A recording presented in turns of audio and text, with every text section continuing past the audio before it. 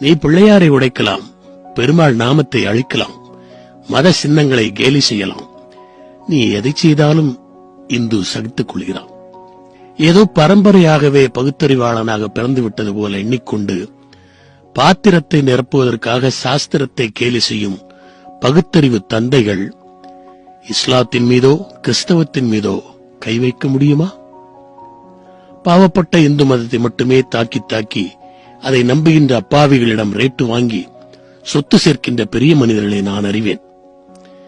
அவர்கள் பேசுகின்ற நாத்திகவாதம் அவர்களுடைய குடும்பம் நடத்தும் வியாபாரம் என்பதை அறியாமல் வாழ்க்கையை இழந்து நிற்கும் பலரையும் நான் அறிவேன். பருவ காலத்தில் சருமத்தின் அழகு மினுமினுப்பதைப் போல ஆரம்ப காலத்தில் இந்த வாதத்தை கேட்டு ஏமாந்து போனவர்களில் நானும் ஒருவன். நடிகையின் மேக்கப்பை கண்டு ஏமாறுகிற சராசரி ரசிகனைப் போல அன்று நாத்திகவாதத்தை கேட்டு ஏமாந்தவர்களில் நானும் ஒருவன். ஆனால் அது எனக்கு குறுகிய கால கவர்ச்சியாக அமைந்தது என்பது இறைவனுடைய கருணை. என்னை அடிமை கொண்ட கண்ணனும் ராமனும் இன்று சந்திரமண்டலத்துக்கு பயணம் போகின்ற அமெரிக்காவையே அடிமை கொண்டு ஆன்மீக நெறியில் திளைக்க வைக்கிறார்கள்.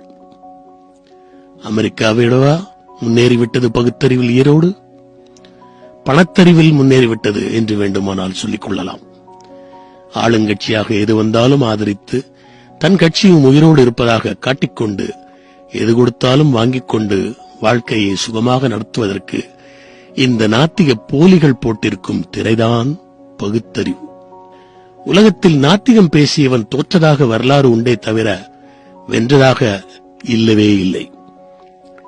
நம்பிக்கை இல்லாதவன் கோயிலுக்கு போக வேண்டாம், சரி விடு.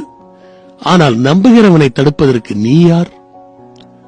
அப்பாவி இந்துக்கள் பேசாமல் இருக்க இருக்க சமுதாய வியாபாரிகள் கோயிலுக்கு முன் கடை விரிக்க தொடங்கி